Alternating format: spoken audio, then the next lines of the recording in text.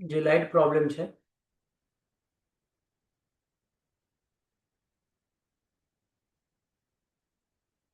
બધાને અવાજ આવે છે ને? હા ગુરુજી જી ઓકે. ક્ષાયિક સમ્યક દ્રષ્ટિ જીવને ક્ષપક શ્રેણીમાં આપણે વાત અહીંયા ચાલતી હતી. 21ની સત્તા 9મા ગુણસ્થાનકે, પછી 8 કસાઈ જાય એટલે 13મી સત્તા, એ પછી નપુંસક વેદ જાય એટલે 12મી સત્તા, પછી સ્ત્રી વેદ જાય એટલે 11મી સત્તા, હાસ્ય ષટક જાય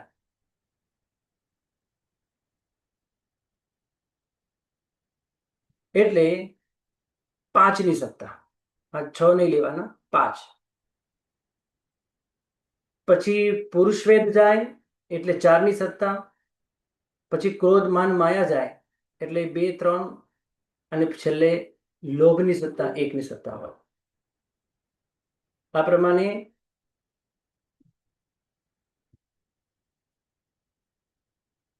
ક્ષાયિક સમ્યક દ્રષ્ટિ જીવને 9મા ગુણસ્થાનકે આ રીતે હોય.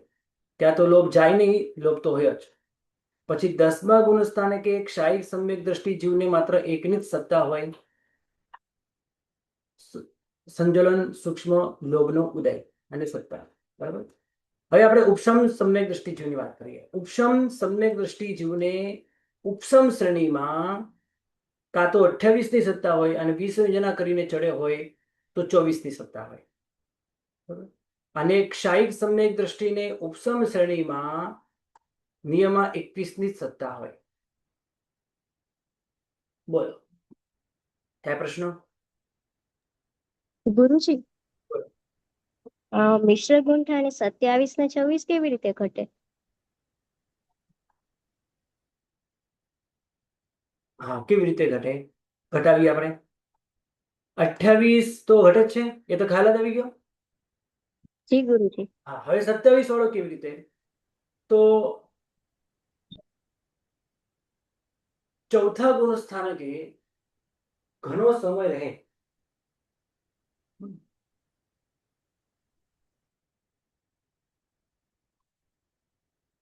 કે પછી પહેલા ગુણસ્થાનકે આવીને ઘણો સમય રહે અને ત્યાં સમ્યક તો મોહનીની ઉદ્વલના થઈ જાય. કોની? સમ્યક તો મોહની. અને પછી પહેલા ગુણસ્થાનકથી ત્રીજા ગુણસ્થાનકે આવ્યો હોય તો કેટલાની સત્તા ઘટે? 27. 27 થઈ. બરાબર. પહેલા ગુણસ્થાનકે સમ્યક તો મોહની ઉદ્વલના કરીને આવે તો. અને 26ની જે સત્તા છે એ ત્રીજા ગુણસ્થાનકે ન હોવી જોઈએ, કારણ કે 26માં જે છે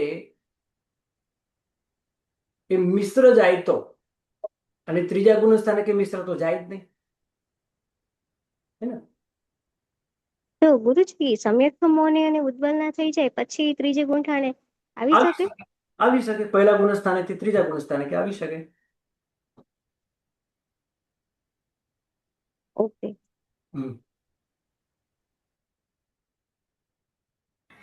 એટલે ગુરુજી પહેલેથી ત્રીજે આવે ત્યારે 27ની સત્તા મળે, પણ 28ની સત્તા તો ચોથેથી ત્રીજે આવે ત્યારે પણ મળે ને પહેલેથી ત્રીજે આવે ત્યારે તો પણ પણ મળે. મળે. હા, તો પણ મળે. પહેલેથી ત્રીજે આવે તો પણ 28 હોય, ચોથીથી ત્રીજે આવે તો પણ 28 હોય, ચોથીથી આવે, પાંચમેથી આવે, છઠ્ઠીથી આવે, સાતમેથી આવે, ગમે ત્યાંથી આવે. પણ 27ની સત્તા તો પહેલેથી ત્રીજે આવનારાને જ હોય, એમ જ. હા, બરાબર છે. 27ની સત્તા પહેલેથી આવ્યો હોય તો જ ઘટે. 26ની સત્તા ના હોય, આવી રીતે ના હોય. 26, કારણ કે 26ની અંદર પછી મિશ્ર મોનિયા તમે કાઢો તો 26 થાય, પણ મિશ્ર મોનિયા તો મિશ્ર ગુણસ્થાનકે ઉદયમાં હોય જ. બરાબર.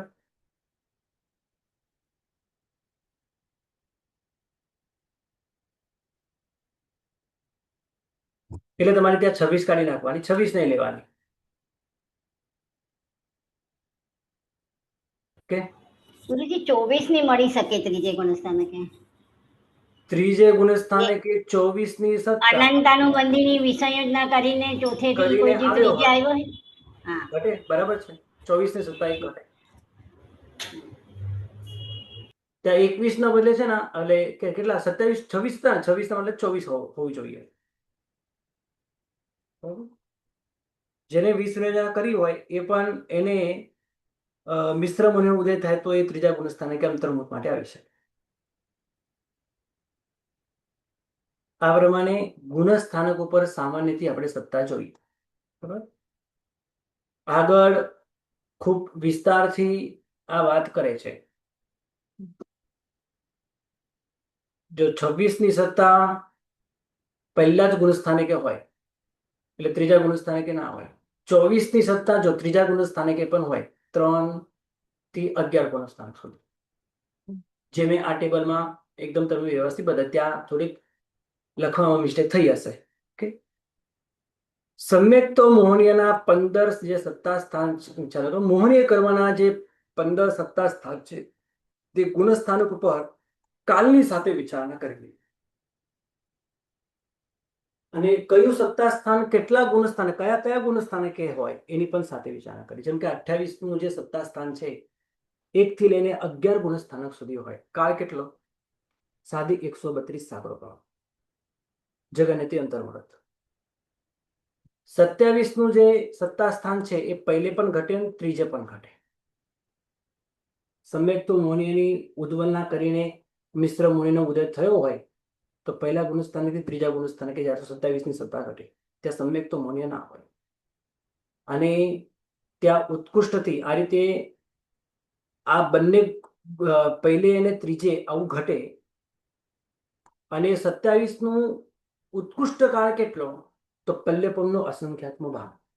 એ પાછું પહેલા જ ગુણસ્થાન કે આપણે ઉત્કૃષ્ટમાં ઉત્કૃષ્ટ લેવાનું છે. એ ત્રીજા ગુણસ્થાન કે ઘટે કે પહેલા ગુણસ્થાન કે આપણે ઉત્કૃષ્ટ લેવું છે, બરાબર? પણ ત્રીજા ગુણસ્થાન કે અંતર્મુખથી વધારે સમય હોતો જ નથી, ગુણસ્થાનનો કાળ કેટલો નથી. અને પહેલા ગુણસ્થાને કે ઉત્કૃષ્ટ સમય ઘટે કેટલો ઘટી શકે? પલ્યપમનો અસંખ્યાત્મક ભાગ. આવું કેમ? કારણ કે એક પલ્યપમના અસંખ્યાત્મક ભાગમાં મિશ્ર મુનિય પણ ખાલી થઈ જાય. સમ્યક તો મુનિ જેમ ખાલી થયું તે મિશ્ર મુનિય પણ ખાલી થઈ જાય. એટલે એક પલ્યપમનો અસંખ્યાત્મક ભાગ એટલે એક પલ્યપમના અસંખ્ય ભાગ એટલે એના જેટલા વર્ષ એના અસંખ્ય ભાગ કરવાનો, એક ભાગ લેવાનો. એક ભાગ ગુરુજી એમ તો બે ગુરુજી થાય તો ગુરુજી હા બોલો. એમ તો બે પલ્યપમના અસંખ્યાત્મક ભાગ થાય છે પણ તે બે મળીને પણ પાછો એક જ કહેવાય એમ.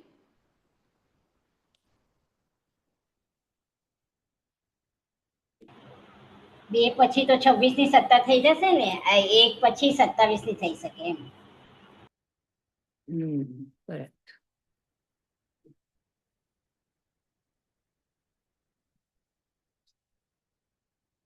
બરાબર. હા બોલો, શું કહો છો?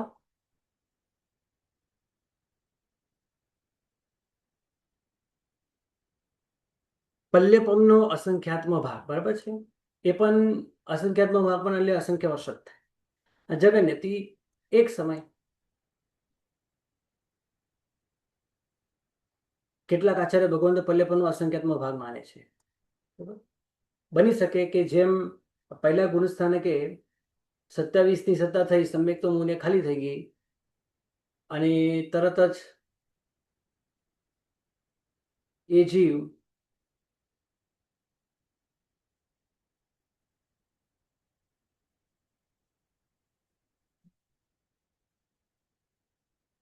ભાવની વૃદ્ધિ કરીને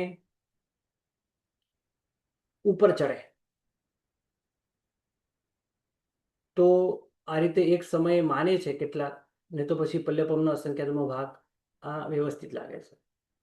ફરીથી વાત કરીશું પણ આગળ એની અત્યારે આગળ ચાલીએ. 26 ગુરુજી ઉપર સત્તા તો ચડે માત્ર એટલે કેટલાની થાય સત્તા ગુરુજી? હા ઉપર ચડે એમ કીધું ને, એક સમયમાં ઉપર ચડે એમ. કહું હા, ઓકે.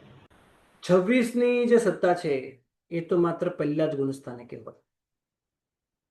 ત્યાં અનાદિ અનંત અનાદિ સાન સાદી સાના બધા વિકલ્પો ઘટે, દેશોનો અર્ધભૂત પરાવર્તન પણ ઘટે અને જગન્યતિ અંતર્મુખ ઘટે.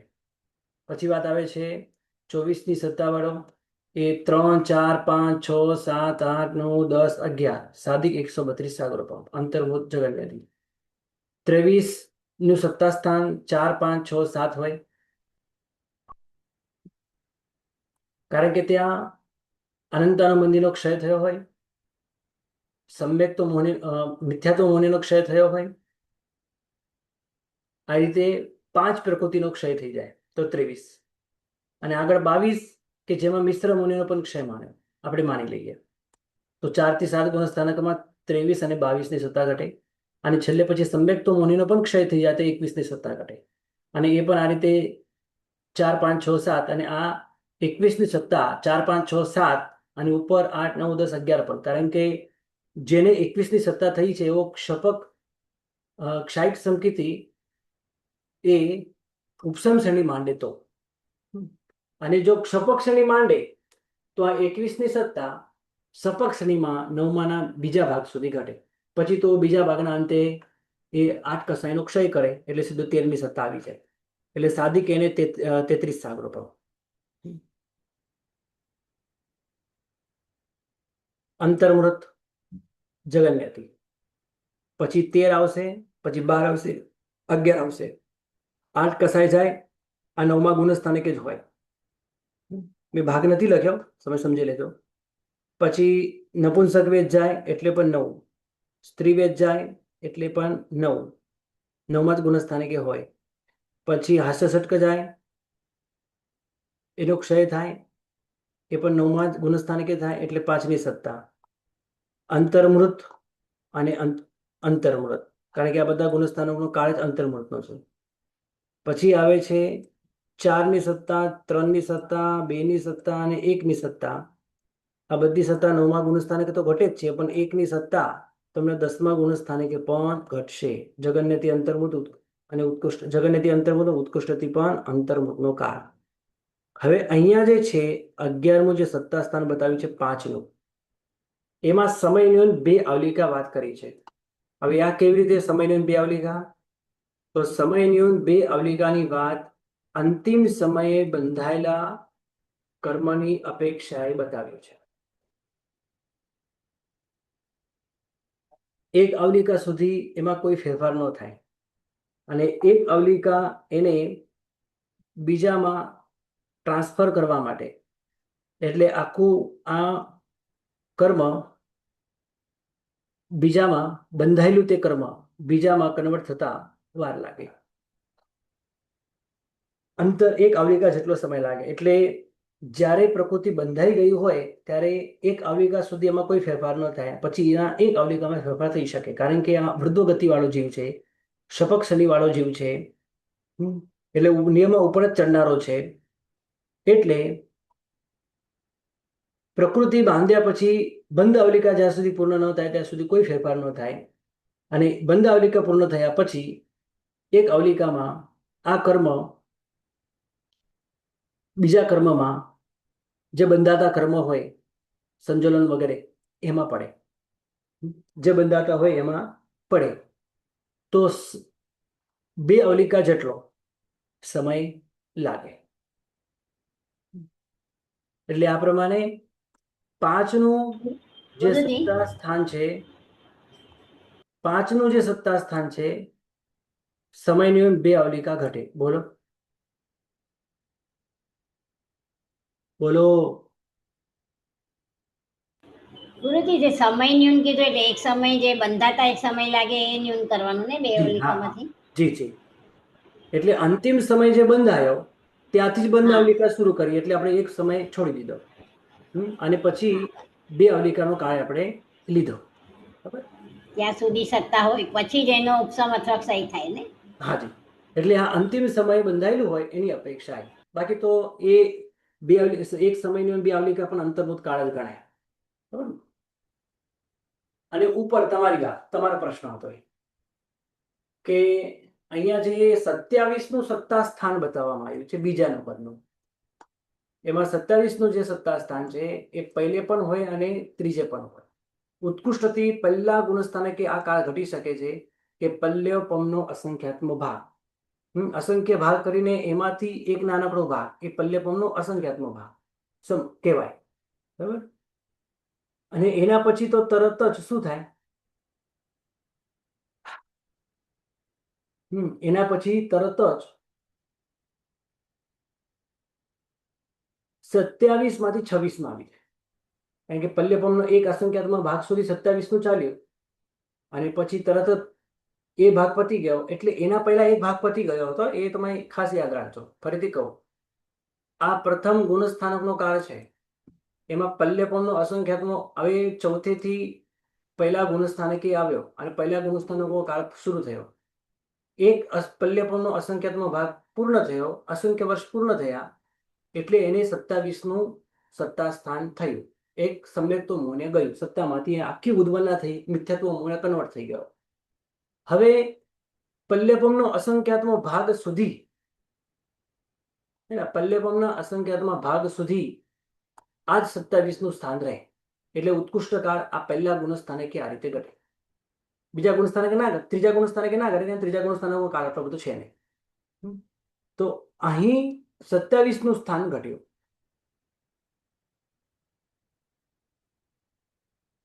આ થયું ઉત્કૃષ્ટ પલ્યપમનો અસંખ્યાત્મક ભાગ 27 નું સત્તા સ્થાન.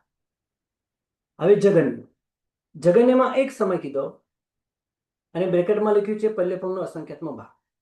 હવે બીજો એક પલ્યપમનો અસંખ્યાત્મક ભાગ ન થાય ત્યાં સુધી આનો કાળ ગણાય છે. એટલે જગન્યથી પણ એટલો અને ઉત્કૃષ્ટથી પણ એટલો. જગન્યથી પણ એટલો અને ઉત્કૃષ્ટથી પણ એટલો. કારણ કે એ કઈ આ રીતે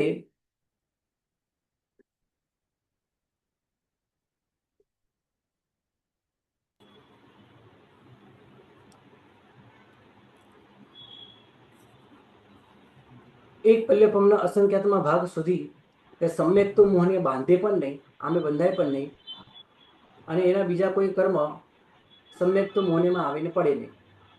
એટલે સમ્યક તો મોહને ખાલી ખાલી જ રહે. એટલે ઉત્કૃષ્ટથી પણ કાળ એનો પલ્યપમનો અસંખ્યાત્મક ભાગ અને જગન્યથી પણ પલ્યપમનો અસંખ્યાત્મક ભાગ. પણ આ પલ્યપમનો અસંખ્યાત્મક ભાગના અસંખ્ય પ્રકાર થઈ શકે. એનો એ અસંખ્યાત્મક ભાગ નાનો મોટો હોઈ શકે.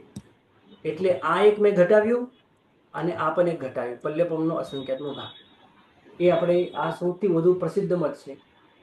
એક પલ્યપમનો અસંખ્યાત્મક ભાગ રહે એટલે સમ્યકનો ખાલી થઈ જાય, અને બીજો એક પલ્યપમનો અસંખ્યાત્મક ભાગ રહે એટલે મિશ્ર પણ ખાલી થઈ જાય. તો અહીંયા એક સમય કેવી રીતે? તો 27 ની અંદર મિથ્યાત્વ તો છે જ, મિશ્ર પણ છે જ, અને એક સમય રહ્યો અને એ જીવે 3 કરણ કરવા પૂર્વક ચોથા ગુણસ્થાનકે ગયો. એટલે તરત જ એની શરૂઆત જ કરી. એટલે એમ કહી શકો કે 3 કરણ કરવાની શરૂઆત કરી, બરાબર, એટલામાં જ એનો પલ્યપમનો એક અસંખ્યાત્મક ભાગ પૂર્ણ થયો. એટલામાં જ એનો પલ્યપમનો અસંખ્યાત્મક ભાગ પૂર્ણ થયો. એટલે આ વસ્તુ હું તમને આ ચિત્રમાં સમજાવું કે એને કર્યું શું. તો એક પલ્યપમનો અસંખ્યાત્મક ભાગ થઈ ગયો પછી એને સત્તા થઈ બરાબર 27 ની. બસ અહીંથી જ 3 કરણ કરવાની એની શરૂઆત કરી હતી. અહીંથી જ એને 3 કરણ કરવાની શરૂઆત કરી,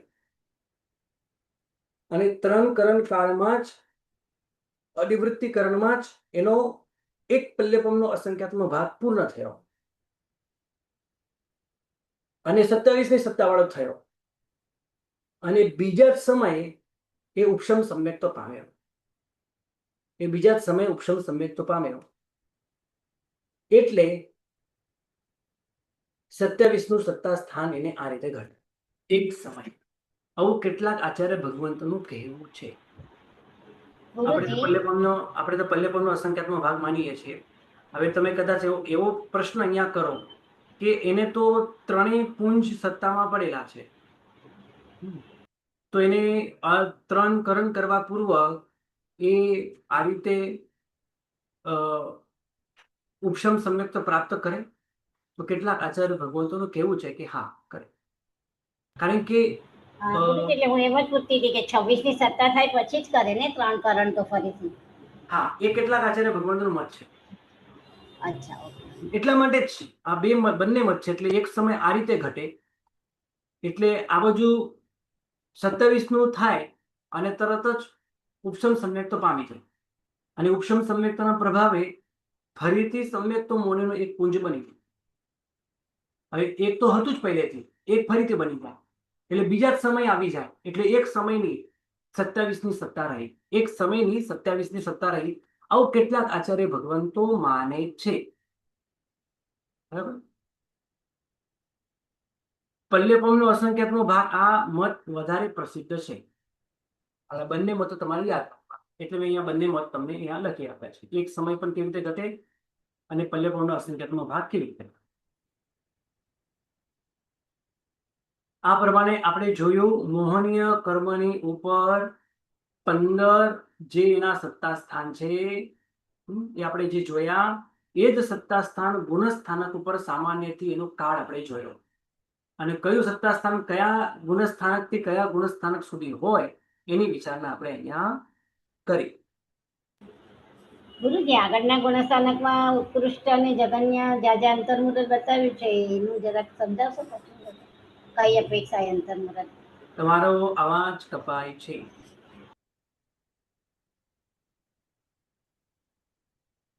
અવાજ બ્રેક થઈ જાય તમારો.